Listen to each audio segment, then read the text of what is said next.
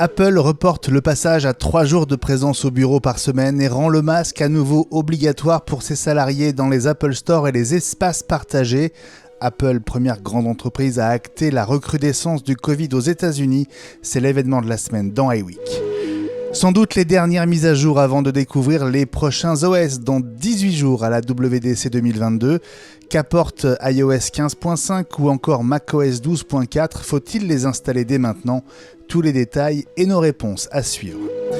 Google met la pression sur Apple avec les successeurs des Google Glass 10 ans après, des lunettes dont l'unique fonction connue fait déjà envie, la traduction en temps réel incrustée dans votre champ de vision comme les sous-titres d'une série.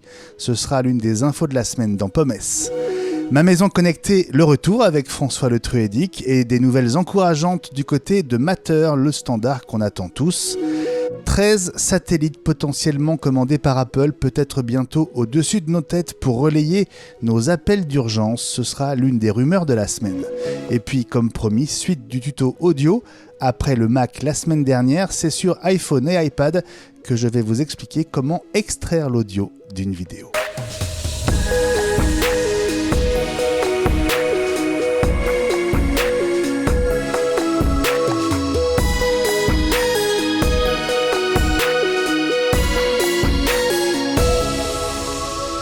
C'est la dernière dizaine avant l'épisode 100. On en reparlera évidemment. En attendant, place à ce numéro 91 d'iWeek, la semaine Apple, le podcast en ce jeudi 19 mai 2022. Bonjour à toutes et à tous et bienvenue à chacune et chacun d'entre vous à ce rendez-vous hebdo qu'on vous donne avec ce qui est devenu le podcast de référence pour tout savoir de cet écosystème qui s'est construit au fil des années autour d'Apple et de ses produits. Un épisode presque intimiste aujourd'hui, puisque je suis accompagné de François Le Truedic et Fabrice Neumann, les deux F de la Team iWeek. Salut à tous les deux. Salut Benjamin. Je sais pas si les deux F c'est super formidable parce que c'est en notation américaine dans les écoles, ça veut dire qu'on a 0 quoi. Alors... François, toi qui es le prof de l'équipe, qu'est-ce que t'en penses ?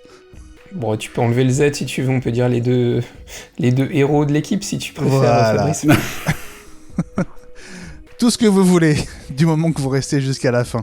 Bon, j'ai pas évoqué les coups de cœur dans le sommaire. Est-ce que vous en avez un chacun ? Est-ce qu'on peut avoir un petit indice avant la fin de l'épisode, François ? Allez, moi il sera question de photos. Ah, Fabrice ? Et moi il sera question de jeu. Bon, ce sera pour la fin. Dans un instant, tout sur les mises à jour arrivées mardi et l'événement de la semaine. Le retour du Covid déjà acté par Apple aux États-Unis, mais avant ça, on aimerait vous dire un petit mot sur nous. C'est un compte à rebours que nous avons lancé dimanche soir à minuit, un J-15 qui est déjà à J-12 en ce jeudi. Avec une échéance donc au 31 mai, ce sera un mardi. Et si on vous en parle aujourd'hui, c'est pour que vous soyez au courant, mais en même temps on est bien embêté parce qu'on ne peut encore rien vous dire. En fait, on pourra vous en parler dans quelques jours, ce sera lundi, le 23 mai. C'est la première des dates qu'il faut que vous ayez en tête. Lundi 23, on va vous annoncer ce que sera cette grande nouvelle qui deviendra réalité 7 jours plus tard, donc 8 jours plus tard même, le mardi 31. Et la veille, le lundi 30, on vous propose de faire une croix sur votre agenda. Lundi 30 mai, 18h, sur Twitter et plus précisément Twitter Space, un chat audio live avec toute l'équipe d'iWeek pour vous parler de cette nouvelle qui concerne i5 et qui se concrétisera dès le lendemain. On sera aussi à 7 jours pile de la keynote et de l'ouverture de la WWDC. Donc je pense qu'on aura pas mal de sujets à aborder. Comment vous vous sentez alors que le compte à rebours a commencé, mes amis, François et Fabrice ? Fébrile, parce qu'on a hâte de pouvoir le dire à tout le monde. François ? Moi, je préfère me taire parce que je pourrais faire une boulette et puis faut éviter de faire des blagues gratuites, ça sert à rien, je pense. Tu penses à une blague gratuite ? Ouais, mais je vais pas la faire. Je la garde pour le Twitter Space, je pense que ce sera plus prudent. Ah bon, d'accord. C'est con, là, tu nous as donné envie. Faudra nous écouter le 30 mai. Bon, alors pour participer à ce Twitter Space, il suffira de cliquer sur le lien dans le tweet que nous publierons sur Twitter, hein, sur le compte iWeek News, dans les minutes ou les quelques heures qui précéderont donc ce chat live, le lundi 30 mai à 18h. Dans un instant, l'événement de la semaine, Apple qui anticipe le retour du Covid aux États-Unis et fait marche arrière dans les Apple Store et dans ses bureaux. À tout de suite. Apple est donc la première entreprise à réagir, en tout cas la première entreprise de cette taille aux États-Unis, à ce qui semble être un début de retour du Covid avec des statistiques en hausse. Apple reporte le passage à la 3e journée hebdomadaire en présentiel dans ses bureaux. Le masque est à nouveau obligatoire pour les employés dans les Apple Store aux US, une centaine d'Apple Store. Est-ce que cette nouvelle vous a surpris, François et Fabrice ? Double nouvelle. Moi, je serais tenté de te dire que oui, parce que j'ai pas spécialement suivi les derniers chiffres de la Covid. C'est vrai qu'en France, on voit que les chiffres sont repartis à la baisse de nouveau, même si on entend évoquer par-ci par-là encore des nouveaux variants, des nouveaux dérivés d'Omicron. Donc voilà, aux États-Unis, ça a l'air de repartir. Maintenant, c'est étonnant parce que c'est pas du tout nous, à notre échelle, ce qui est en train de se passer en France. Donc, Apple a toujours eu une politique prévoyante. Donc, je pense que c'est aussi dans ce sens-là. Je pense que Apple souhaite protéger ses salariés. Ils ont pris pas mal de petits coups de règles sur les doigts depuis quelques semaines là, avec les histoires de syndicats, etc. Donc, je pense que c'est peut-être aussi un moyen pour Apple de se protéger. Fabrice, toi qui as une sensibilité à l'actu américaine. Moi, j'ai le sentiment que Apple réagit très très vite là. Mais, ils réagissent très vite, mais ils réagissent tout le temps très vite, c'est-à-dire pour dire oui et pour dire non. On sent qu'il y a une vraie volonté de la part d'Apple, en tout cas de la part de la direction d'Apple, de faire revenir tout le monde dans les bureaux, mais ils n'y arrivent pas. C'est un peu surprenant. Moi, ce que j'en tire comme conclusion, c'est que je trouve franchement qu'Apple manque un peu de souplesse là. C'est-à-dire que ils ont coutume de dire, et il me semble que c'est un des mantras de Tim Cook, de dire mais on ne peut pas travailler. Enfin, notre modèle, c'est de faire se rencontrer les gens et qu'ils puissent travailler ensemble et que c'est comme ça qu'on innove. Même si on peut discuter sur le fait que au sein d'une équipe, c'est peut-être important chez Apple, mais entre les équipes, pas vraiment, puisqu'il y a beaucoup d'étanchéité entre les équipes.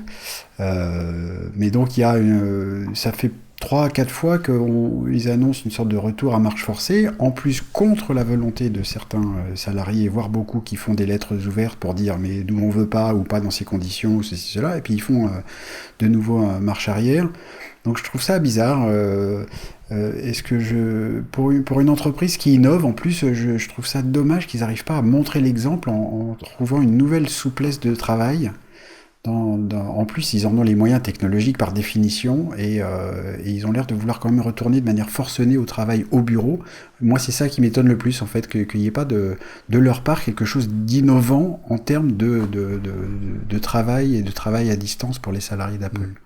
Bon, là, on était à quelques jours de la 3e étape de ce retour au bureau avec le passage à 3 jours par semaine. C'est l'une des raisons apparemment qui a poussé un certain nombre de salariés à quitter Apple ces derniers jours, ces dernières semaines, dont le désormais célèbre Ian Goodfellow qui est reparti chez Google, qui était le patron du machine learning chez Apple depuis 3 ans. Ça veut dire quoi ? Ça veut dire que Apple met en avant le principe de précaution sur la base de chiffres qui depuis quelques jours à peine repartent à la hausse ? Oui, et puis est-ce que c'est pas aussi un moyen pour Apple de manger son chapeau ? Les salariés ont quand même énormément insisté sur le fait qu'ils souhaitaient continuer à pouvoir faire plus de télétravail, voire la quasi-totalité. Apple voulait les faire revenir, et finalement, peut-être que le fait aussi que notre ami Goodfellow ait dit moi j'arrête parce que j'y retrouve pas mon compte. Alors je pense qu'il n'y a pas que ça, parce qu'on a vu qu'il était déjà retourné chez Google, donc à mon avis, il n'y avait pas que ça qui était en jeu. Ça le fera pas revenir, hein. Non, mais à mon avis, il reviendra chez Apple dans 3 ans peut-être. Mais est-ce que c'est pas un moyen aussi pour Apple de manière discrète, cachée, lâcher sur le télétravail et attendre un petit peu de voir venir aussi, peut-être ? Fabrice, le retour du masque dans les Apple Store, ça c'est quand même un signe très visible d'une forme de retour en arrière à une époque qu'on avait envie de laisser derrière nous. Hein. Oui, alors on avait déjà évoqué le parallèle entre une sorte d'indice Apple qui nous permet de mesurer la gravité de la crise Covid par pays, comme il y a un indice McDo de l'indice des prix de chaque pays, parce qu'on peut voir ça en fonction du prix du Big Mac. Donc on sait que les équipes d'Apple, comme de beaucoup d'entreprises, suivent ça de très près. Donc voilà, ça montre que la pandémie n'est pas terminée. On sait que c'est le cas aussi en Chine. On en a aussi déjà parlé dans iWeek et dans i5. Des problèmes de production, des restrictions à Shanghai.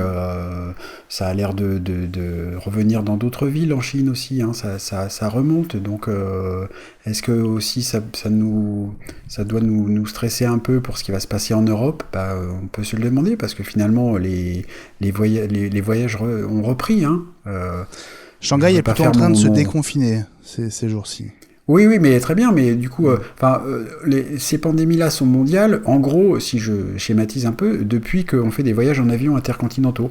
Et les voyages en avion ont repris et continuent. Donc, si on suit ils ont repris très fort, il y a des cartes qui montrent assez simplement que le virus se déplace avec les avions. C'est-à-dire que quand les avions étaient au sol, ça se déplaçait plus, et puis maintenant ça se déplace.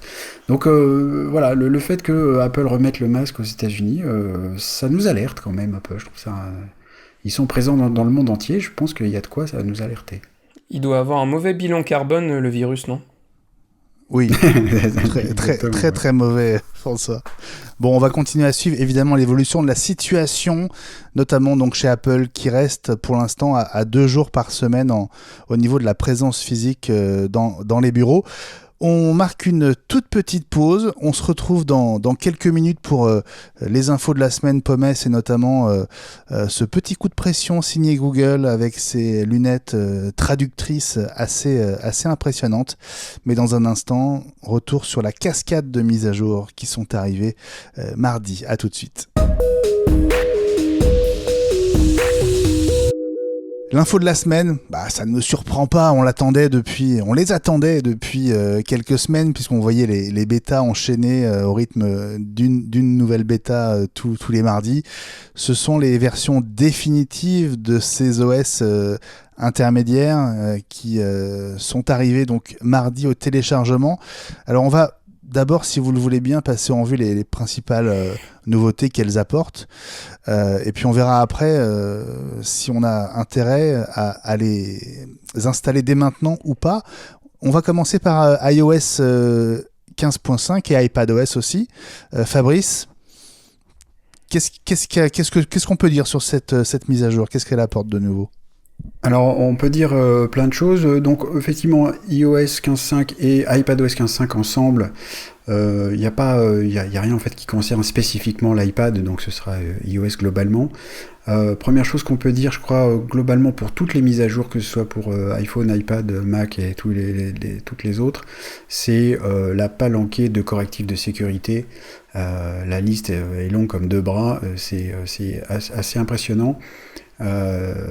Donc c'est la première nouvelle vraiment importante de ces mises à jour, bien qu'on soit en fin de cycle pour iOS 15, la correction de bugs de sécurité est vraiment immense. Ensuite, au niveau de quelques nouvelles fonctions, alors il y en a une qui ne touche que les utilisateurs américains, c'est tout ce qui touche à Apple Cash, qui permet puis on en reparlera un petit peu après, mais tout ce qui permet d'échanger, d'envoyer, de recevoir de l'argent avec son iPhone dans un compte Apple Cash. Ouais. Alors moi j'utilise un compte Apple américain, je vois Apple Cash dans l'application Wallet, qui a comme nouveauté d'avoir 2 nouveaux boutons pour demander et recevoir de l'argent via Apple Cash. Donc la traduction est prête, mais on ne peut pas le faire fonctionner parce qu'il faut un compte bancaire ou une carte bancaire française. Américaine justement, pour pouvoir le faire fonctionner. Mais voilà, c'est l'outil, l'iPhone comme outil, vraiment comme portefeuille pour stocker de l'argent et payer avec. Il y a des évolutions dans ce domaine qui, j'espère, arriveront jusqu'à chez nous bientôt.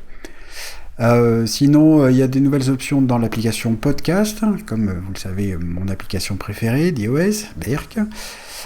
Mais il y a quand même quelques options liées au téléchargement automatique et pour effacer aussi automatiquement les épisodes en fonction du nombre d'épisodes qu'on veut conserver ou de la durée de conservation que l'on souhaite appliquer. Il y a un truc marrant dans l'application météo, si on va dans une ville et qu'on fait défiler tout en bas, alors depuis iOS 15, il y a plein d'infos, en plus de l'ensoleillement et de la température, mais il y a aussi le ressenti, la qualité de l'air, etc. Et on peut descendre jusqu'en bas et on peut faire un rapport de problème sur ce qui est affiché dans l'application météo. Si jamais ça affiche 22 degrés au soleil et qu'on est sous la pluie, on peut le dire. C'est pas mal. C'est intéressant. Ça permet aussi de confirmer, je pense que ça peut être intéressant, on peut confirmer que ce que dit l'application météo est correct. Donc c'est une sorte de météo participative pour améliorer les résultats et les prévisions de l'application météo. Je trouve ça vraiment intéressant. Et c'est un peu caché, il faut vraiment faire défiler l'écran jusqu'en bas. Voilà, ça c'est assez intéressant. Il y a des choses qui concernent l'application maison et les HomePod, mais peut-être qu'on en parlera au moment des HomePod. Un petit détail que j'ai retrouvé juste tout à l'heure, la réintroduction d'une API de l'application musique qui avait été retirée dans iOS 15.4 et qui permet à des applications tierces qui permettent de se connecter à son abonnement Apple Music, par exemple, de changer la vitesse de lecture des chansons. Voilà. D'accord. Alors ça, ça a été enlevé et ça a été remis, donc il devait y avoir un petit problème dans l'API. Un truc au niveau de SportsKit, donc c'est plutôt, alors pour l'instant pour les Américains, parce que ça concerne donc la diffusion des scores pendant des matchs qui sont diffusés sur Apple TV+, mais on sait que pour l'instant c'est du baseball et peut-être bientôt du football américain, mais allez savoir, peut-être qu'il y aura aussi bientôt des matchs de Ligue 1, Ligue 2, Ligue ce que vous voulez de football en France et en Europe. Et à ce moment-là, il y a donc pour les développeurs une API qui permet de diffuser les scores en direct. Petite chose en passant qui touche commande universelle, qui n'est plus en bêta, ni dans iOS, ni dans macOS, comme on verra plus tard. Donc ça marche a priori toujours aussi bien et il n'y a plus la mention de bêta au niveau des réglages de cette fonction. J'ai oublié une petite chose qui touche aussi l'application Apple TV. Il y a dedans maintenant un bouton SharePlay pour lancer un visionnage en commun avec des camarades, ce que nous n'avons donc toujours pas essayé, je vous rappelle. Je crois qu'on a un blocage sur SharePlay, mais c'est bête. Eh ben oui, bon, alors voilà, mais donc avant il fallait forcément ouvrir d'abord une session FaceTime et ensuite lancer un SharePlay pour lancer le visionnage. Bon là on peut lancer le visionnage depuis l'application Apple TV. Non, je plaisante, on va évidemment tester SharePlay, mais on attendait la 15.5 évidemment. Voilà, pour qu'on ait le bouton plus pratique, sinon... François ne marche François. pas. Ouais, c'est ça, mon enfumage. Des petites choses encore. Il y a eu une annonce au moment de la journée mondiale du mot de passe. Une annonce commune à Apple, Microsoft et Google qui allait mettre en place une techno qui s'appelle Passkey en lien avec un consortium qui s'appelle FIDO, je ne sais plus ce que ça veut dire, mais qui permettra dans le futur de pouvoir se passer de mots de passe dans la quasi-totalité des cas pour par exemple se connecter à des sites web en utilisant son téléphone comme jeton d'authentification. C'est-à-dire qu'au lieu de mettre un identifiant, un mot de passe, on arrive sur le site web, on dit c'est moi, il y a une alerte sur le téléphone et on confirme que c'est nous avec la reconnaissance faciale ou la reconnaissance d'empreinte digitale.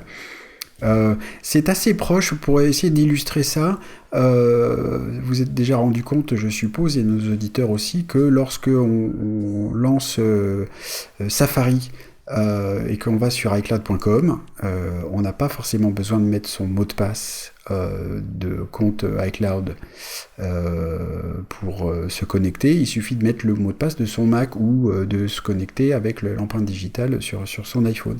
C'est un peu le même système. Alors celui-là n'est pas compatible avec Passkey, mais on va espérer que on aille vers un futur sans mot de passe qui serait quand même plus pratique pour tout le monde. Après, comme j'ai la coutume de dire, le diable se cache dans les détails, donc faudra voir comment ça marche. Tu parlais de l'appli podcast Fabrice, je voulais juste ajouter deux petits détails. Le premier, alors qui est très surprenant, c'est qu'on peut désormais, pour les podcasts payants, s'abonner de manière annuelle. Il faut savoir que les éditeurs pouvaient proposer un abonnement annuel depuis le départ dans le back-office, mais ça ne se reflétait pas côté client, c'est qu'on ne pouvait s'abonner que mensuellement. Et donc, on peut désormais s'abonner annuellement si l'éditeur a prévu une offre annuelle avec un prix évidemment plus intéressant. Et puis l'autre nouveauté, elle est vraiment côté éditeur. C'est de la cuisine interne, mais ça peut intéresser certains d'entre eux qui nous écoutent. C'est qu'on va pouvoir désormais utiliser des plateformes d'hébergement comme Acast et un certain nombre de grands acteurs pour publier directement sur la version payante d'Apple Podcast. Jusqu'à maintenant, il fallait passer par la plateforme Apple qui s'appelle Podcast Connect. Et donc, ça obligeait, par exemple, si on était à la fois chez Spotify et Apple, à remplir une fiche pour un épisode dans l'interface d'Apple et une autre fiche dans l'interface de Spotify. Désormais, en tout cas pour la partie Apple, on pourra remplir une fois la fiche et puis demander à ce que ça se soit envoyé sur Apple Podcast en payant, ce qui n'était pas possible auparavant. Voilà des petits détails. Ça s'appelle Delegated Delivery en anglais, mon cher Fabrice. C'est tout pour iOS 15.5 ? Oh, j'en ai un peu plus, je vous le mets quand même, j'ai 2-3 petits trucs. Allez. Allez, on va faire un petit truc... deux petites choses. Pour ceux qui utilisent des manettes de jeu avec iOS, il y a notamment les développeurs ont maintenant accès aux gâchettes de la manette des PlayStation 5. C'est la techno DualSense de Sony. Et puis, autre chose peut-être plus important quand même, pardon, je vais encore recevoir des trucs parce qu'il y en a qui jouent. Je vais parler de jeux en coup de cœur, je me permets vite, je rappelle, pour pas qu'on m'envoie tout un tas de trucs. Non, dans l'application photo, il y a les souvenirs automatiques. Apple a mis en place quelque chose qui évite que les souvenirs évoquent des endroits qui peuvent être gênants ou en tout cas qui peuvent provoquer des mauvais souvenirs et donc ils sont liés au lieu, par exemple liés à l'Holocauste ou au camp de concentration. Donc il ne proposera pas de souvenirs de photos. Si vous y êtes allé sur place, ça m'est arrivé, j'aurais pas de souvenirs concoctés par l'application photo automatiquement. C'est une démarche, c'est intéressant parce qu'il y a des gens qui demandaient autre chose qui est très difficile techniquement à mettre en place, qui est de ne plus montrer de souvenirs automatiques, par exemple pour des personnes disparues récemment. Il y a des gens qui ont eu la mauvaise surprise de voir apparaître des souvenirs de leur père, de leur mère, de leurs proches qui venaient de disparaître et du coup ça leur a fait tout bizarre. Je ne sais pas comment Apple pourrait résoudre ce problème-là, mais en tout cas c'est un petit pas dans ce sens-là. Voilà pour iOS 15 et iPadOS. Merci Fabrice. Bon, on revient vers toi évidemment dans quelques instants. François, avec toi, on va aborder macOS 12.4. C'est toujours montré, mais c'est la nouvelle version. J'ai pas grand chose à vous montrer, du coup.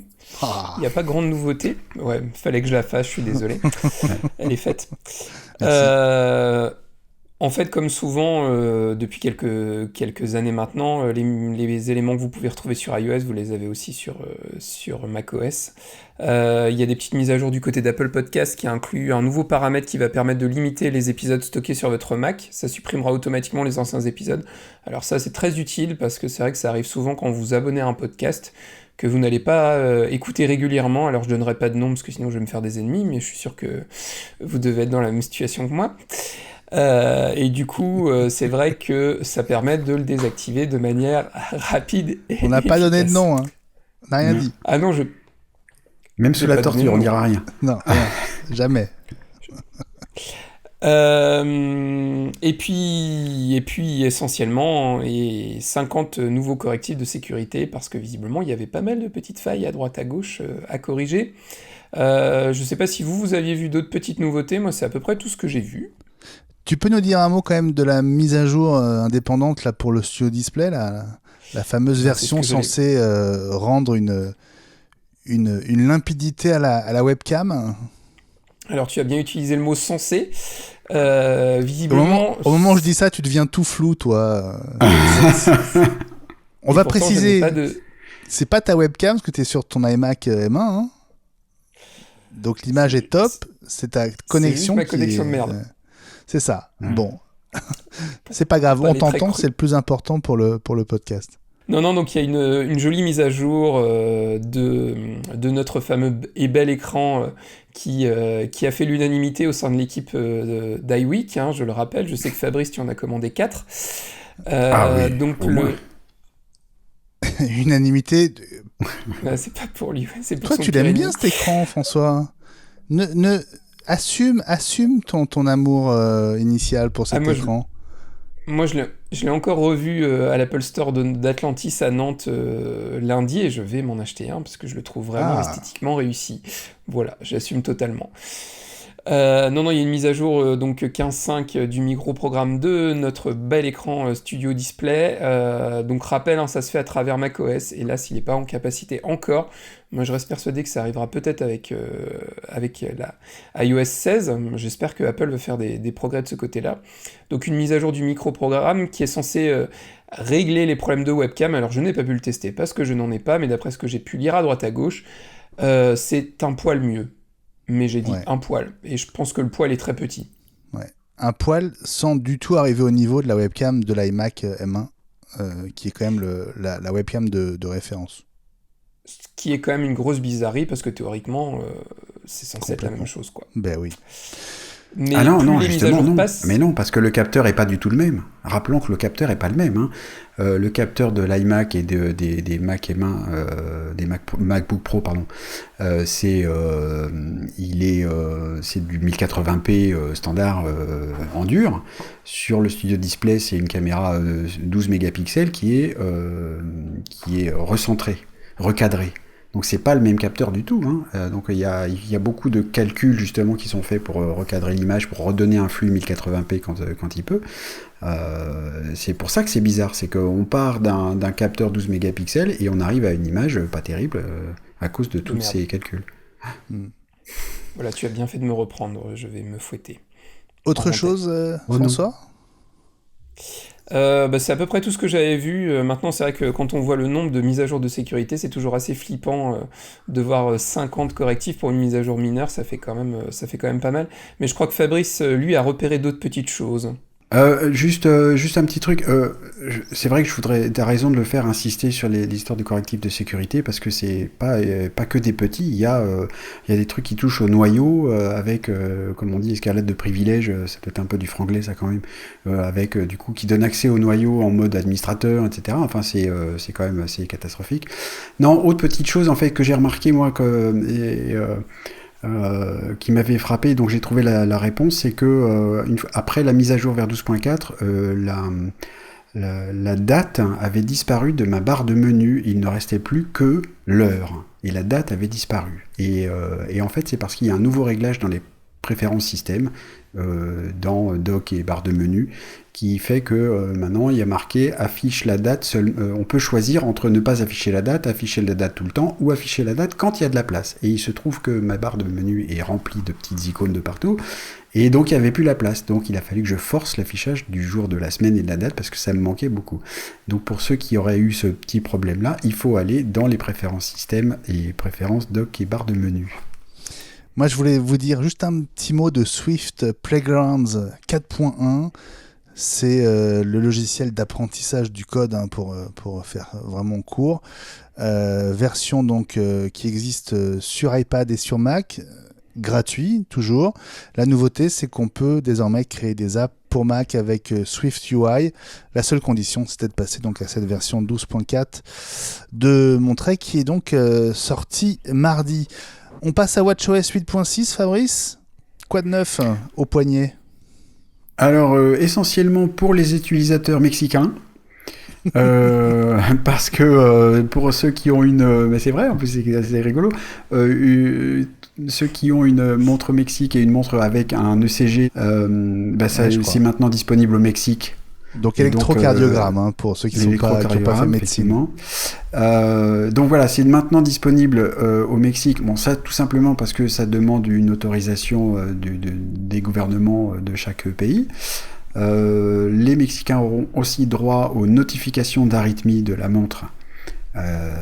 Donc si la montre détecte des problèmes de rythme cardiaque qui deviennent donc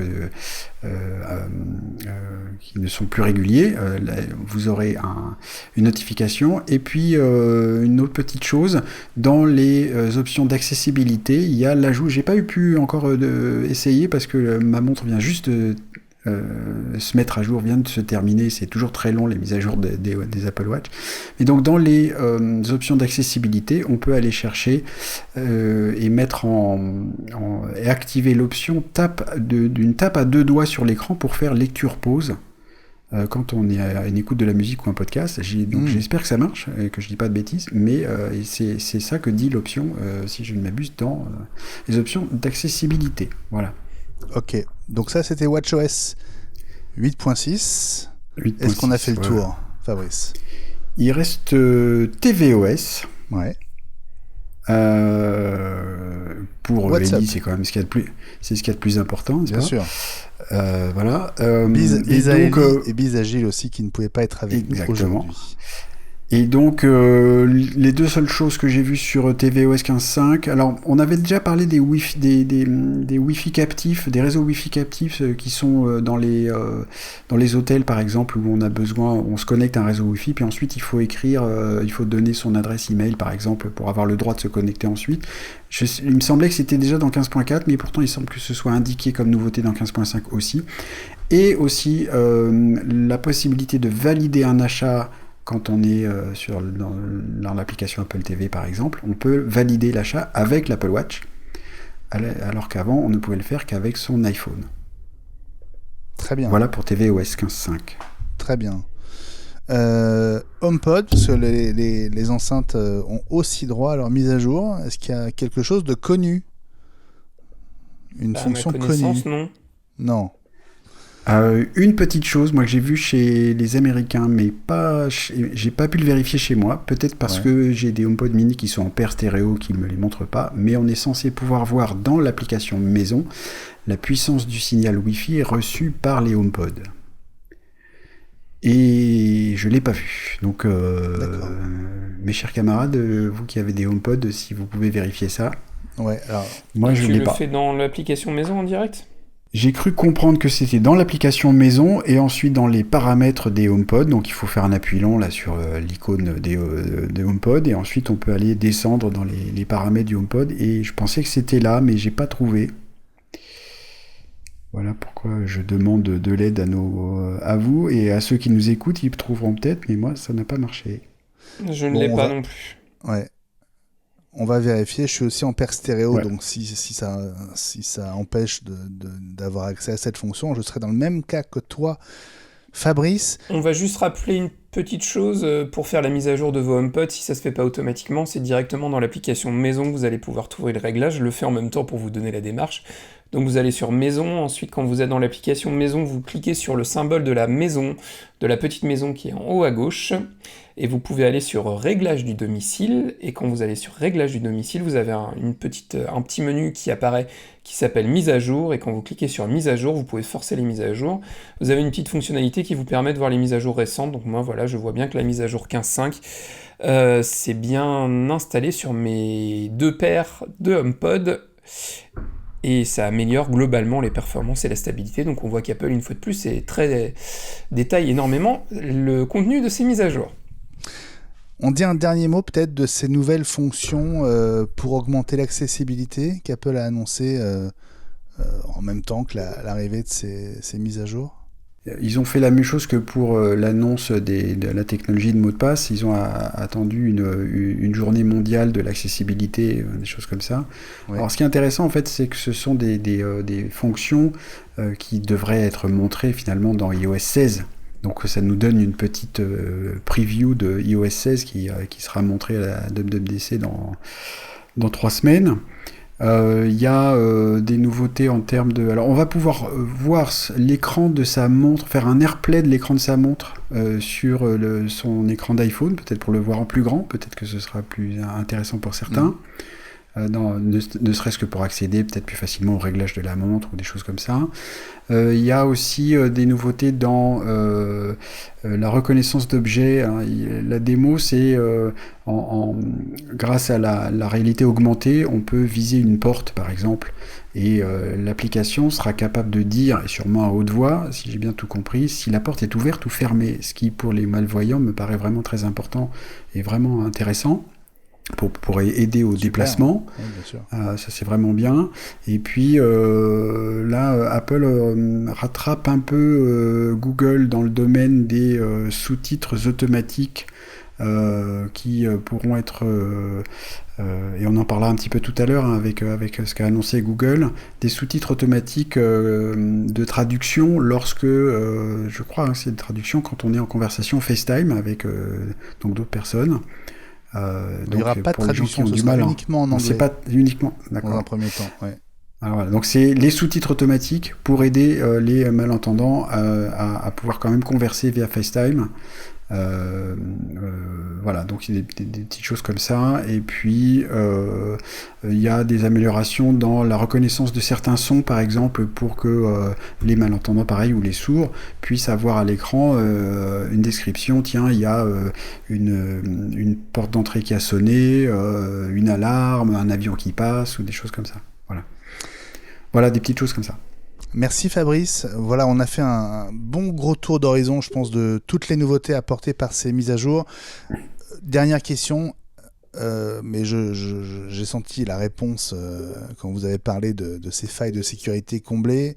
On n'attend pas. Non, on n'attend pas.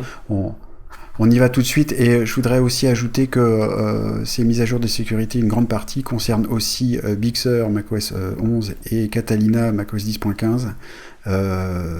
Ça montre quand même l'étendue des dégâts, parce qu'il y a cette grosse palanquée de correctifs aussi pour les 2 versions précédentes. Donc il faut y aller, faut vraiment les faire tout de suite, oui, absolument.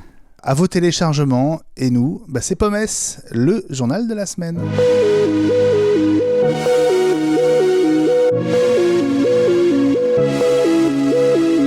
10 ans après les Google Glass, Google a donc présenté lors de sa conférence Google I/O à la fin de la semaine dernière le prototype de ces nouvelles lunettes.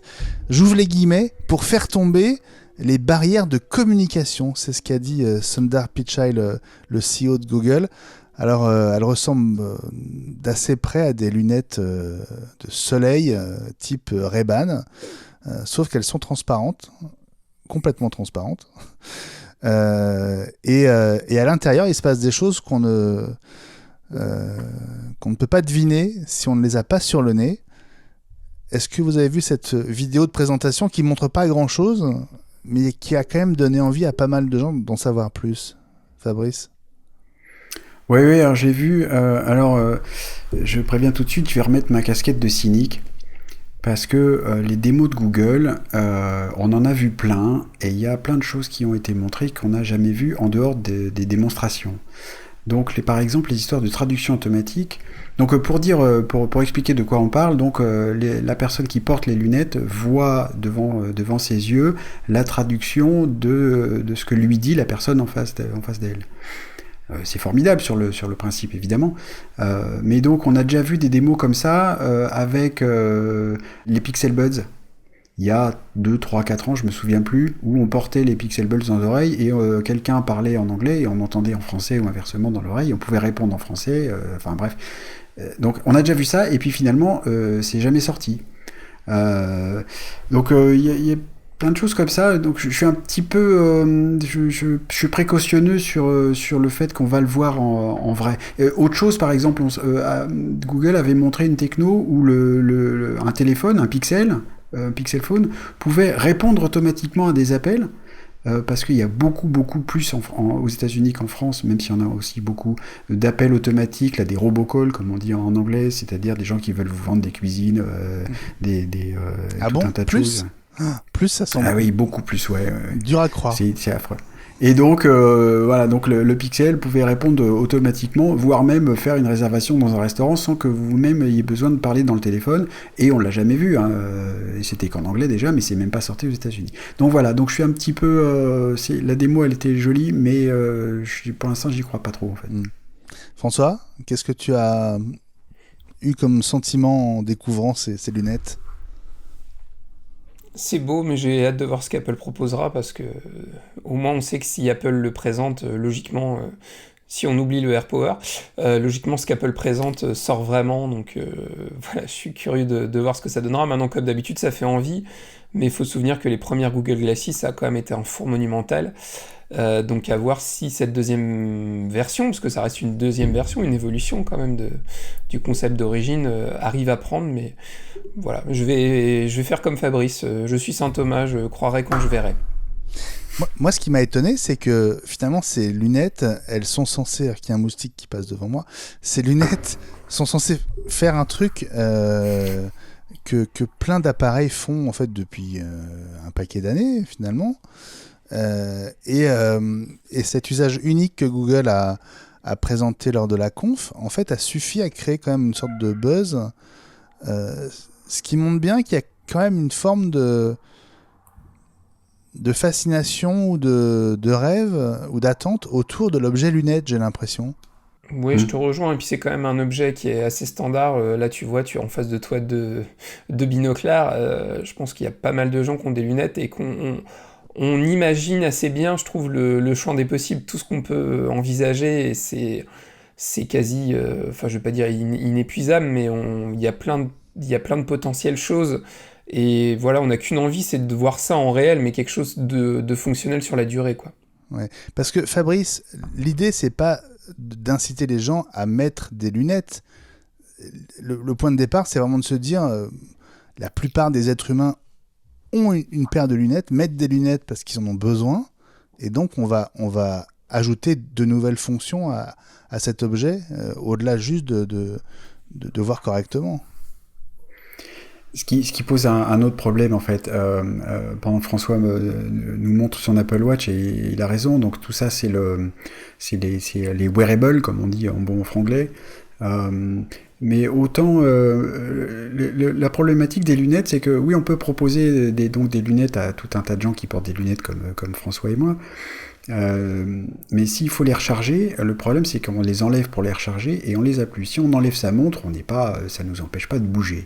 Pour les gens qui sont vraiment bigleux, s'ils sont obligés d'enlever leurs lunettes au bout de 3 heures parce que la charge ne tient pas plus, il faut donc qu'ils aient 2 paires de lunettes pour pouvoir changer, etc.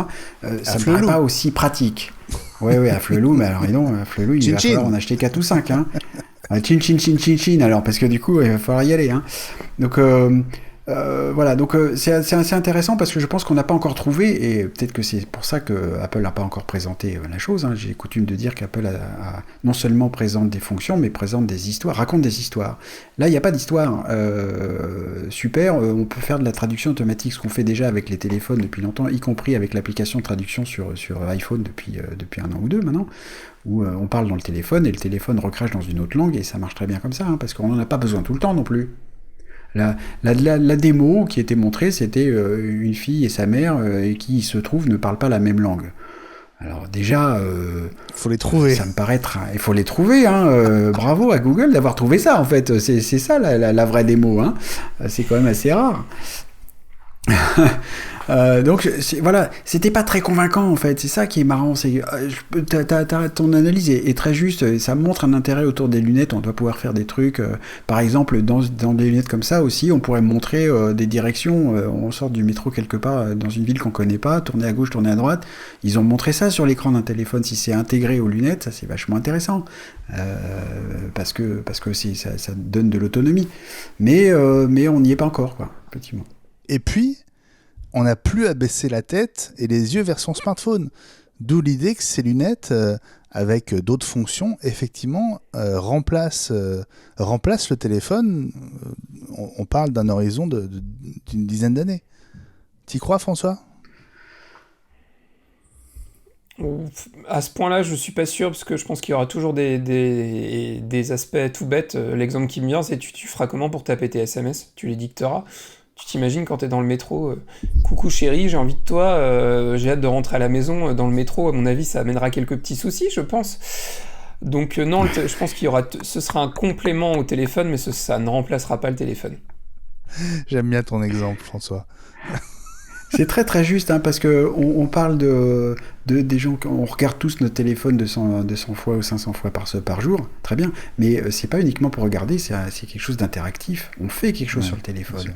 On lit, on répond à Twitter, on fait des trucs, et on fait pas ça avec la montre, parce que finalement, on peut répondre rapidement à un message sur la montre, mais on dit pas tout ça, tout ce que vient de dire François sur la montre, c'est pas pratique non plus. Bon, et pour téléphoner, vous souvenez comment on faisait Jean-Yves Lafesse ? Ah bah, comme ça. Bah oui, il se mettait le petit doigt dans l'oreille, avec le petit doigt. Pourvu que ça dure. Exactement. Allez, une bise à la fesse tout là-haut. On passe à la deuxième news de la semaine. Ça concerne un changement de pratique sur l'App Store. Apple a fait sauter un verrou qui obligeait à vous prévenir en cas de hausse de prix sur des abonnements à renouvellement automatique.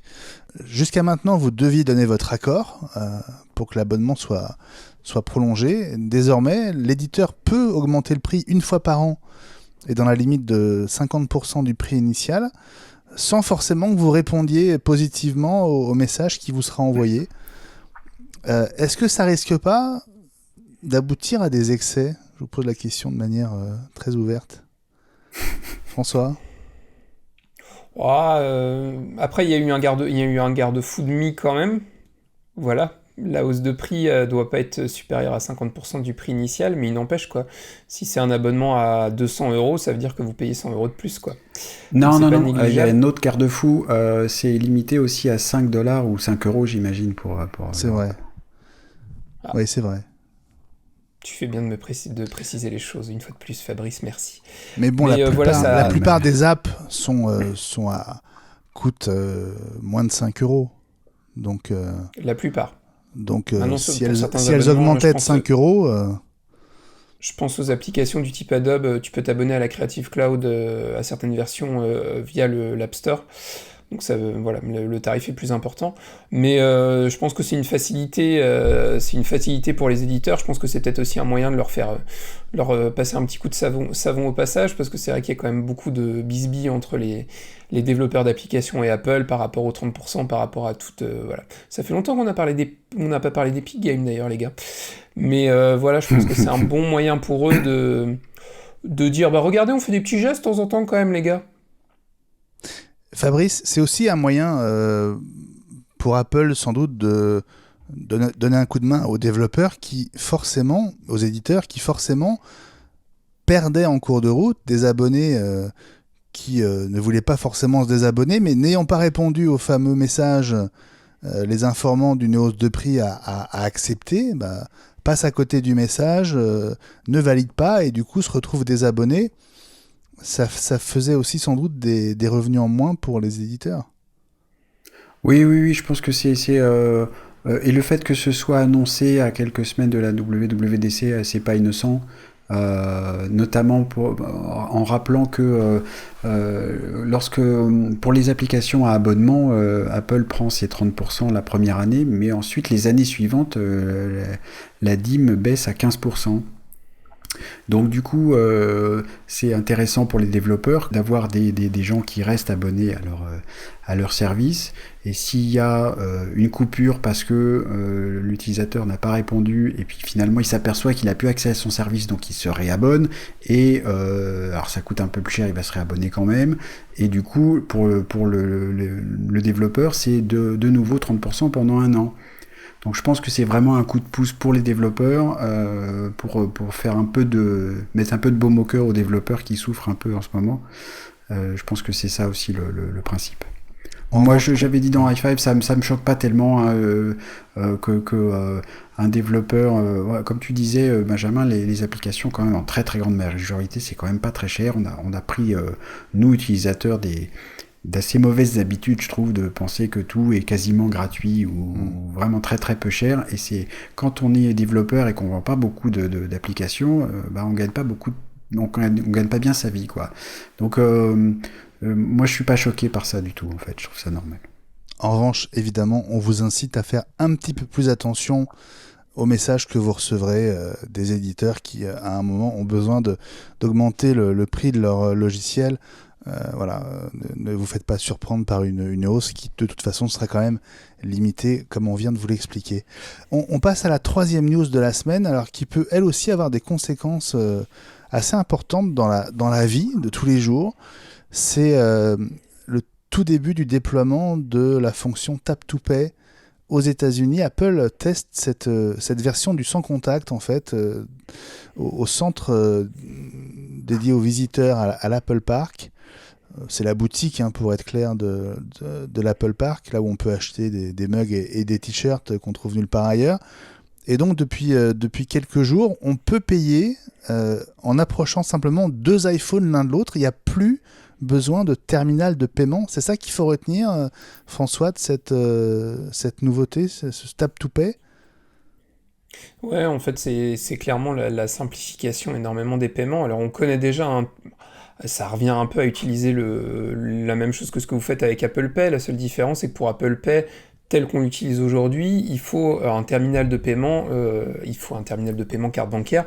Donc ça veut dire que le commerçant va devoir prendre un abonnement quelconque auprès d'un fournisseur la plupart du temps, c'est des banques d'ailleurs. Il y a des fournisseurs alternatifs. Je pense en particulier à SumUp qui commercialise des terminaux de paiement. Pour pas trop cher. Là, l'intérêt, c'est qu'il n'y a plus besoin d'avoir de terminal de paiement. C'est un peu ce qu'on fait en fait avec Paylib ou ce genre de fonctionnalité où on peut s'envoyer de l'argent, sauf que là, ça veut dire qu'un commerçant pourra directement, vous tendre son iPhone et vous pourrez directement payer. Ça paraît hyper rapide, hyper intuitif. Maintenant, à voir comment ça fonctionnera au quotidien pour le commun des mortels. Fabrice, ça peut être quoi le débouché de cette nouvelle techno qui repose sur le NFC, donc il faut deux iPhone NFC, iPhone 10S au minimum.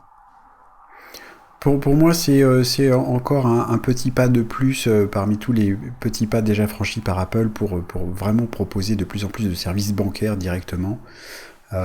C'est de la désintermédiation dans tout ce qu'elle a de plus pur, c'est-à-dire que c'est de la concurrence, ils sont capables de gérer des paiements, ils y vont doucement pour pas trop échauder les concurrents, mais il y a une boîte, par exemple les terminaux de paiement, il y a aussi une boîte comme JDC on voit ça chez tous les commerçants payent je sais pas trop combien, ils se plaignent souvent d'ailleurs des dîmes prises par ce genre de boîtes-là, qui non seulement donc ils payent Visa, ils payent Mastercard, ils payent JDC, ils payent leur banque, et donc quand vous faites des petits paiements avec votre carte bancaire de 3-4 euros, le commerçant finalement il touche pas grand-chose, quoi. Et avec cette désintermédiation-là, sur Apple Pay par exemple, rappelons-nous, Apple touche une petite dîme, c'est très peu, c'est 0,0 quelque chose %. Ça coûte donc beaucoup moins cher aux commerçants, ça coûte pas grand chose non plus pour les utilisateurs, mais Apple gérant des centaines de millions de terminaux, ils pourront gagner beaucoup d'argent avec ça aussi. On est en plein là-dedans, comme on peut le lire on va pas en reparler maintenant, mais le bouquin de Trip Mickle sur l'histoire d'Apple. Maintenant, Apple, c'est une boîte tellement grande que quand elle cherche des nouveaux marchés, c'est forcément des marchés à plusieurs milliards de dollars, sinon ça l'intéresse pas. Et donc là, les paiements mondiaux, ça l'intéresse. Bon, on va suivre évidemment. Ce n'est que à l'Apple Park pour l'instant, mais il en sera peut-être question aussi à la WWDC dans 3 semaines de ce Tap to Pay. Sûrement, oui. Bon, à mon avis, ça va être révoqué. Allez, on passe aux rumeurs de la semaine, à tout de suite. Et on commence par ce nouvel épisode autour de l'éventuelle disparition du Lightning sur l'iPhone. Ce serait acté pour l'iPhone 15, toute la gamme. Donc deuxième moitié de 2023 qui basculerait en USB-C. Ming-Chi Kuo qui a avancé l'hypothèse, a suivi avec d'autres tweets pour dire qu'en fait ce seraient tous les produits Lightning qui passeraient à l'USB-C, sans doute dans un délai assez court, parce que si un ingénieur dans son garage peut fabriquer le premier étui de recharge d'AirPods en USB-C, Apple peut sans doute le faire aussi, non Fabrice ? Oui, absolument. Ouais. Non, sérieusement, il est plus que temps, quoi.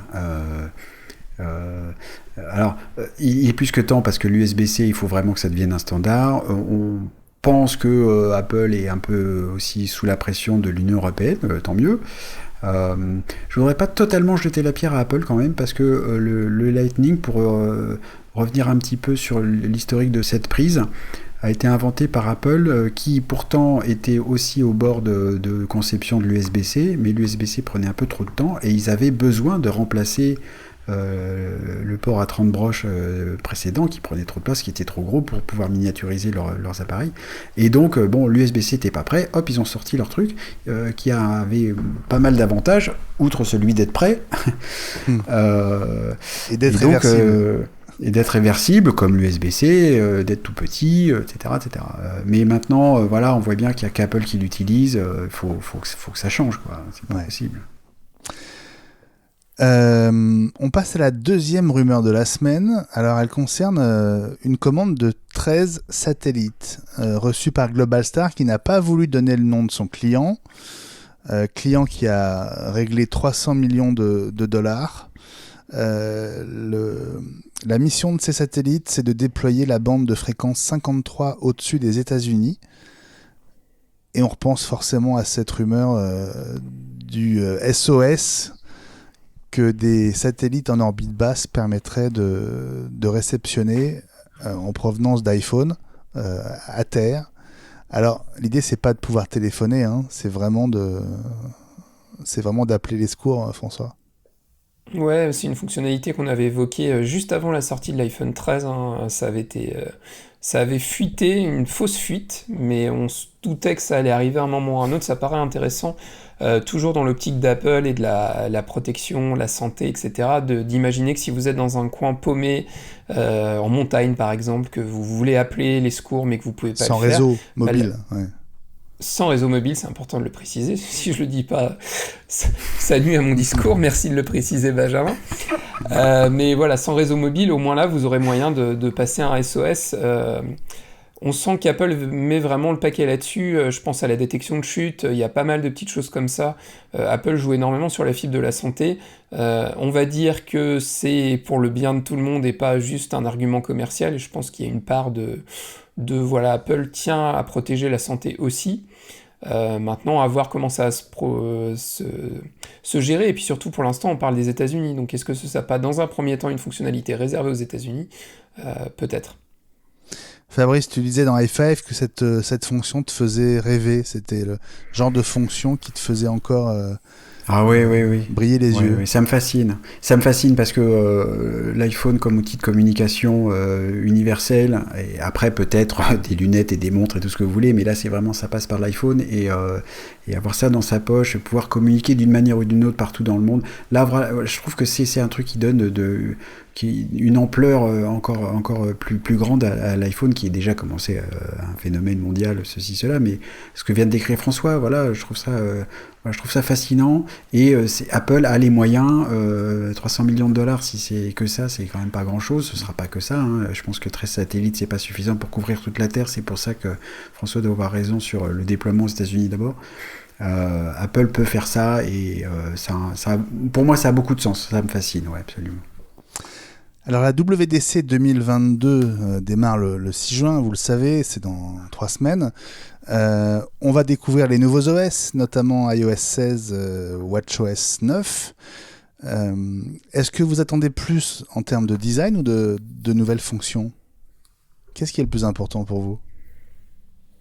Si vous deviez choisir, François. Je pense que nouvelle fonction, moi le design, je trouvais satisfaisant, donc je pense qu'on attend, c'est des nouvelles fonctionnalités, mais qui seront énormément aussi dépendantes d'iOS 16. Fabrice, tu choisis quoi, toi? Alors moi je choisirais design, pas tellement parce qu'il faut que ça change pour que ça change, mais alors là pour le coup, pour faire le contraire de ce que je fais d'habitude et reprendre un peu ma casquette de Johnny Ive, moi j'aimerais bien que la montre soit un peu plus fine. Là j'avoue que s'il y a un appareil que j'aimerais bien avoir un peu plus fin, c'est l'Apple Watch. On parle des OS, pas du matos. Ouais, mais du coup, donc je me suis planté, c'est vrai. Et moi, finalement, ça répond à la question. Ouais, finalement, c'est ça. Donc l'OS pour le WatchOS, moi, c'est pas ça qui m'importe finalement. Très bien, c'est plutôt la montre elle-même.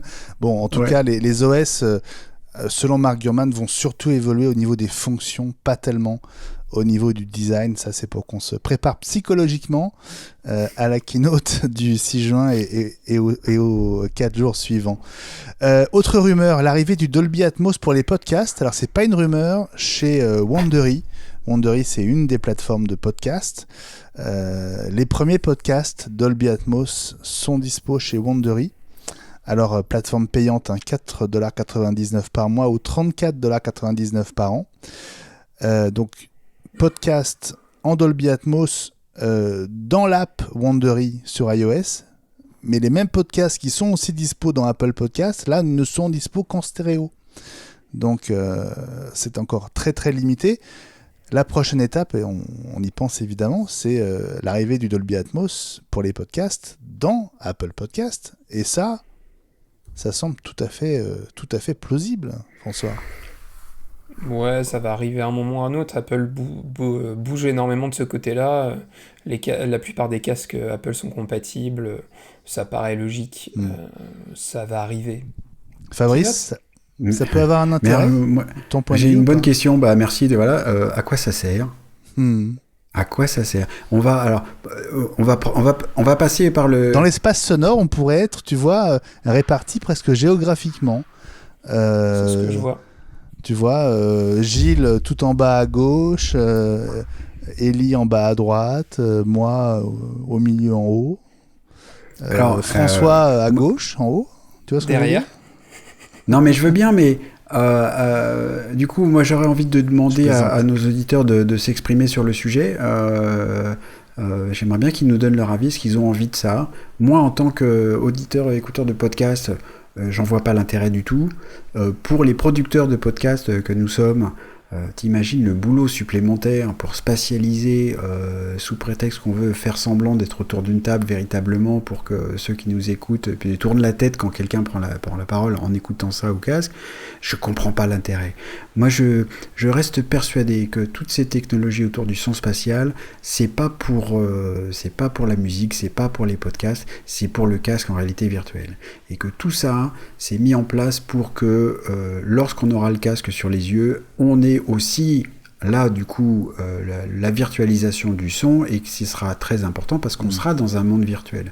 Pour écouter des podcasts, je m'excuse, mais franchement, à quoi ça sert, hein? Bon, alors puisque tu parles du casque de réalité mixte, en fait, futur éventuel casque Apple, la dernière rumeur dit qu'il pourrait comporter un écran sur sa partie extérieure. Alors, il fallait vraiment lire pour comprendre l'idée, parce que au début ça me semblait pas complètement clair. C'est The Information qui a consacré tout un papier à ce projet, qui apparemment a démarré il y a 7 ans chez Apple. Donc ils ont du mal, même en interne, ils avaient même du mal à être sûrs que ça avait un intérêt et que les utilisateurs aimeraient le porter longtemps, ce qui est quand même un problème quand tu bosses sur un produit.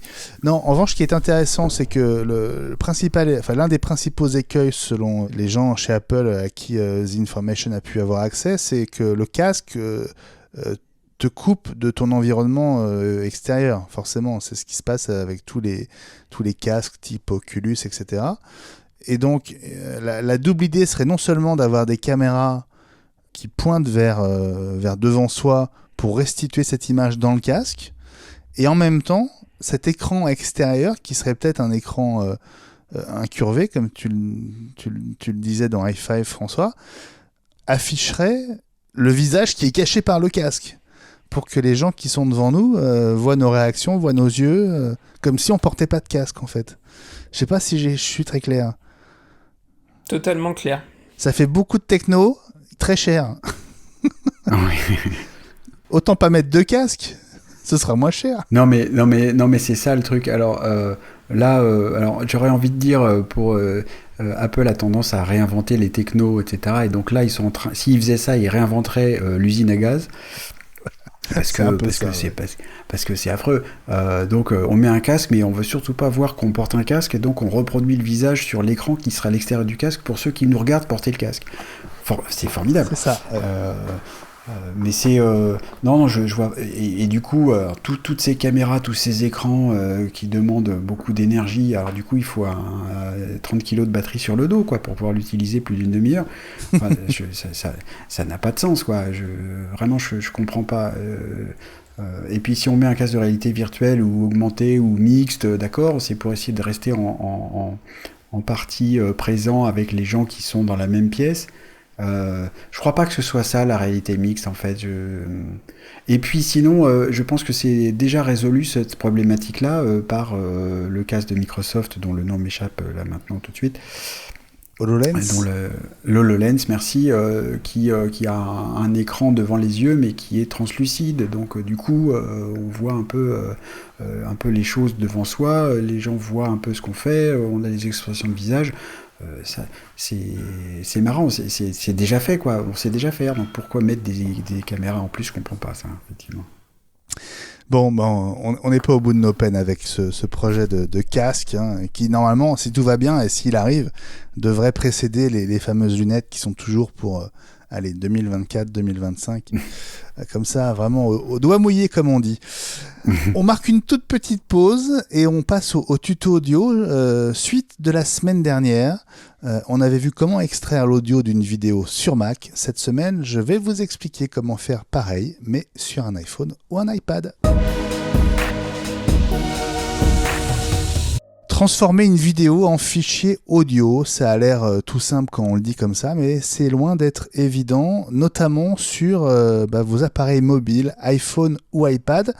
Alors on va essayer de faire la manip ensemble. Je ne sais pas si vous pouvez prendre votre iPhone, les garçons, et je vais vous expliquer comment faire. Il y a 3 méthodes en fait. Bon, la première, on va passer dessus assez vite. Elle repose sur iMovie. C'est vrai que vous pouvez importer votre vidéo dans iMovie, l'exporter en audio, on peut y arriver, mais c'est pas du tout la méthode la plus simple. Elle vous oblige à passer par iMovie, qui n'est pas vraiment fait pour ça, et puis il y a plusieurs étapes. C'est pas la méthode que je vous conseille. La deuxième méthode, elle est plus rapide, elle est plus simple. Elle consiste à passer par un raccourci. Ah oui, il faut créer un raccourci, mais c'est pas compliqué, on va le faire ensemble si vous le voulez bien. Je sais pas si vous avez déjà créé un raccourci. François ? Oui. Fabrice ? Oui, mais je vais pas le faire en même temps que toi, parce que sinon j'ai peur que ça coupe ma connexion internet, donc je vais... Ah oui, bon alors, peut-être Fabrice, alors t'as le doigt sur ton je vais iPhone. faire, j'en ai fait très peu des raccourcis. Allez. Donc allons-y. Alors on y va. Donc vous ouvrez l'appli raccourci, qui est par défaut dans iOS. Tout en haut à droite, vous avez un plus. Donc vous cliquez sur le plus pour créer un nouveau raccourci, évidemment.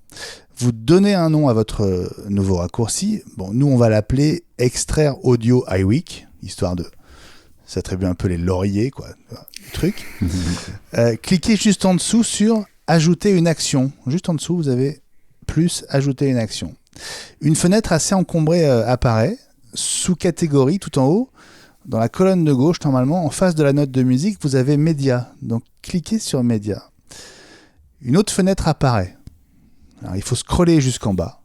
Elle est assez longue, donc il faut scroller quasiment tout en bas. Oui. Et sous vidéo, il faut cliquer sur encoder le contenu multimédia. Est-ce que tu vois encoder le contenu multimédia, Fabrice ? Alors, je dis vidéo. Oui, il faut aller jusqu'en bas. Oui, c'est tout en bas. Tout en bas, tout à fait. Ouais. Alors donc une fois que tu as cliqué sur encoder le contenu multimédia, tu retrouves cette action dans la fenêtre suivante et à droite, il y a une petite flèche vers la droite. Tu cliques dessus et ça va te faire apparaître 3-4 lignes. Il va falloir valider la case en phase de audio seulement. Est-ce que tu es toujours avec moi, Fabrice ? Ouais, j'y suis, absolument. Alors, par défaut, tu dois être en M4A pour le format. Oui. Soit tu laisses en M4A, qui est un format compressé, soit si tu veux plutôt être en non compressé, tu cliques sur format, et là, tu peux passer en AIFF. Moi, je préfère l'AIFF perso, parce qu'il ne détruit pas les données du fichier. Dans la même fenêtre, il faut descendre un tout petit peu plus bas. Tu dois avoir une étiquette, un intitulé qui est « Définir le nom ». Oui. À la place de nom, là, tu tapes le nom que tu veux donner à tous les fichiers audio qui seront générés à partir d'une vidéo. Un nom générique, ça peut être extrait audio iWeek, par exemple, ou ce que tu veux. Ça permettra de le trouver plus facilement ensuite dans ton iPhone. Si tu laisses tel quel, le fichier s'appellera comme le fichier vidéo qui a servi à le générer, en fait. Encore en dessous, tu as enregistré le fichier. Pareil, il faut cliquer sur la petite flèche à droite. Et à droite de éléments renommés, il faut cliquer à nouveau sur la petite flèche vers la droite pour faire apparaître les options dont celle-ci, demander ou enregistrer. Donc il faut passer le bouton en vert juste en face de demander ou enregistrer. Ça fera que l'iPhone vous demandera à quel endroit vous voulez sauvegarder le fichier audio créé à partir de la vidéo. Une fois que vous avez fait tout ça, on a fini en fait. Il faut refermer en cliquant sur la croix tout en haut à droite. Je précise qu'une fois que vous avez votre raccourci qui apparaît dans l'application raccourci, tu le vois Fabrice ? Oui, tout à fait. Tu cliques sur les 3 petits points dans le rectangle du raccourci, qui va ouvrir le raccourci avec les différentes actions. Et dans cette fenêtre en haut à droite, à gauche de la croix, tu as un logo sur fond bleu avec 3 petites lignes. Ouais, les petites réglettes. Oui. Voilà, tu cliques dessus. Ouais. Et là, dans Détails, il faut cocher dans la feuille de partage. Il faut que le bouton soit vert en face de dans la feuille de partage. Tu valides en cliquant sur OK. Et à partir de là, tu vas retrouver ce raccourci à chaque fois que tu voudras partager un document et que tu cliqueras sur le bouton de partage. Donc, on va aller dans l'application photo. On va choisir une vidéo, n'importe laquelle. Oui. Et une fois qu'on est sur la vidéo, on va cliquer donc sur ce bouton de partage qui est le carré avec la flèche vers le haut. Et là, si on fait défiler jusque la partie la plus basse de la fenêtre, on doit retrouver une ligne avec le nom de notre raccourci. Je confirme. Donc là, on clique sur, dans mon cas, extraire l'audio iWeek. Là, la préparation de la vidéo va commencer. L'écran suivant va nous demander, comme on l'a demandé justement, à quel endroit on veut sauvegarder le fichier audio qui va être créé. Donc là, on choisit l'emplacement de notre choix et on valide en faisant OK. L'intérêt de cette manip, bon, certes, il faut la faire, mais une fois que c'est fait, vous avez en permanence dans votre iPhone un raccourci qui vous permet de récupérer et d'extraire l'audio d'une vidéo, quelle qu'elle soit. Donc vous le faites une fois et après, c'est bon ad vitam, entre guillemets. Ça marche, Fabrice ? Ça marche. Alors, il m'a pas demandé où enregistrer, et il veut pas, et c'est pourtant activé, mais il me demande pas où enregistrer le fichier. Voilà. J'ai été revérifié. Rends ta contrefaçon d'iPhone, Fabrice. Rends-la. Rends-la à ceux à qui tu l'as acheté. Et alors, une vraie conclusion de ça, c'est que quand même, c'est tellement plus facile sur Mac. Bon, merci d'avoir été un très bon élève quand même. Fabrice, chez François, ça marche, je crois. Donc, j'en ai au moins 1 sur 2 qui a suivi. Merci. J'étais très appliqué. C'est tout ce que j'ai réussi à faire. Merci, Benjamin.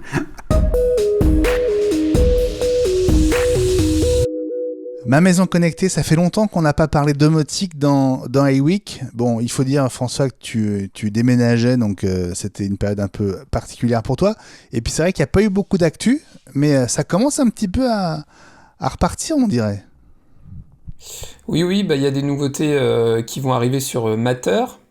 Ça te va comme ça, Fabrice? Matter? Matter, très bien. Ouais, on vous explique, c'est parce qu'il y avait débat sur la prononciation de ce standard qui est promis pour l'automne prochain. Oui, non, il y a des petites nouveautés. Samsung a commencé à lancer son programme partenaire. Donc Samsung qui propose un service de maison intelligente aussi, hein, à l'image de ce que peut proposer Apple avec HomeKit, et donc propose aux fabricants de produits connectés de pouvoir tester la compatibilité de leurs produits Matter avec SmartThings, le système de domotique par Samsung. Donc on voit que les différentes pierres sont en train de se mettre en place, et je pense qu'on va avoir le droit à notre jolie maison connectée. Je rappelle juste rapidement le principe de Matter. C'est qu'aujourd'hui, le souci, c'est que quand vous achetez un périphérique, il faut qu'il soit compatible avec Alexa, il faut qu'il soit compatible avec HomeKit, il faut qu'il soit compatible avec Google Home ou autres SmartThings. L'idée, c'est d'avoir un protocole standard, c'est-à-dire que vous achetez par exemple une lumière connectée, et votre lumière connectée, vous pourrez l'utiliser avec HomeKit ou avec Alexa ou avec les autres. Et l'idée, c'est d'avoir un protocole qui soit compatible avec tous les systèmes de domotique proposés, donc c'est plutôt intelligent. On sent que ça met du temps à prendre. Maintenant, faut quand même que tout le monde se mette d'accord et arrive à proposer quelque chose de satisfaisant. Donc je pense que c'est pour ça que ça met un peu de temps, mais voilà, j'espère que pour l'automne on y arrivera. Et puis la deuxième petite news, on en avait parlé au mois de janvier, elle avait été présentée lors du CES, la caméra Eve Outdoor Cam, donc qui est une caméra extérieure, caméra de surveillance qui repose sur le protocole HomeKit Secure, donc compatible HomeKit, vient de sortir, ça y est, elle est disponible, vous pouvez la trouver chez votre revendeur préféré.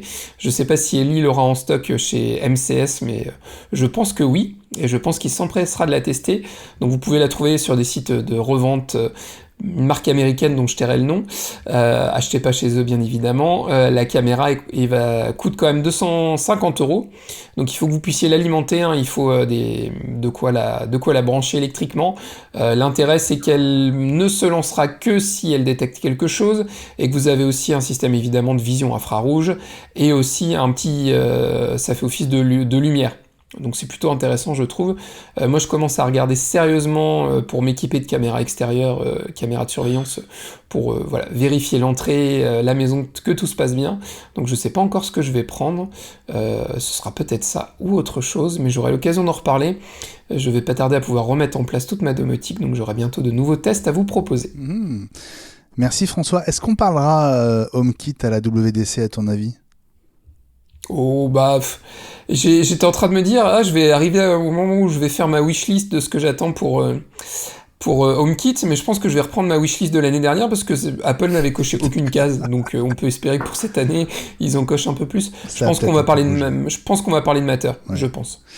Merci François. Allez, on est presque à la fin de cet épisode, c'est le moment de nos coups de cœur de la semaine. Fabrice, on commence par quoi ? Fabrice, Fabrice, on commence par toi. Et donc par quoi alors ? On commence par une fois n'est pas coutume, Apple Arcade que j'utilise, et il y a un nouveau jeu qui s'appelle Gear. Oui, c'est moi. Gear Club Straddle. Je suppose qu'on dit Straddle. Je sais pas exactement en fait. C'est un jeu de voiture. Que je trouve très bien fait. J'ai une manette compatible avec l'Apple TV, et j'aime bien ça. Le jeu est assez simple à jouer. L'effet de conduite est bien. Moi, j'aime bien ça. Les jeux de bagnole, ça me plaît bien. Et je conseille pour ceux qui ont un abonnement Apple Arcade d'aller télécharger ce jeu-là, qui est vraiment bien fait. C'est donc toi, Satanas 32. Exactement, Satanas 32.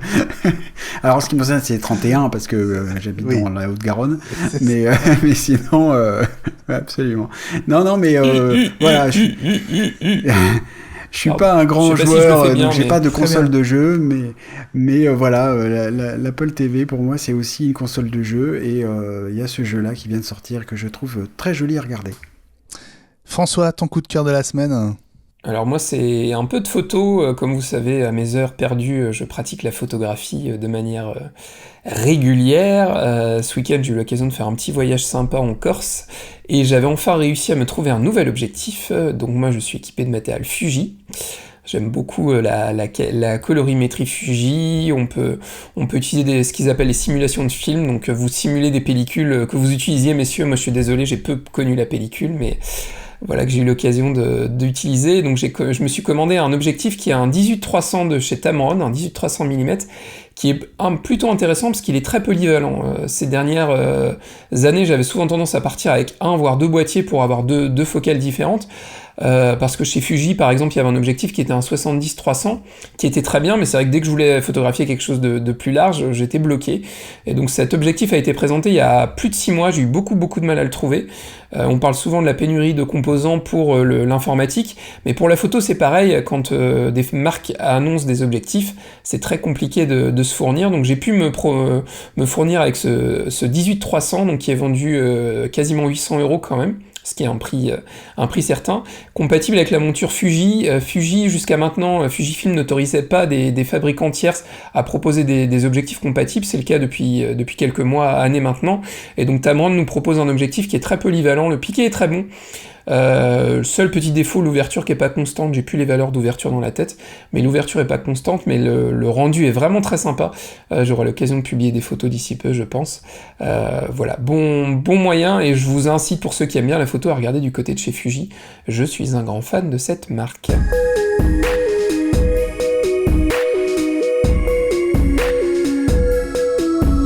C'est la fin de cet épisode 91. Merci beaucoup d'être aussi fidèle au rendez-vous d'iWeek, la semaine Apple, le podcast. Je vous rappelle toujours patreon.com/iWeek pour nous soutenir, Twitter @iWeekNews et puis i5, déjà 182 épisodes quotidiens à votre disposition.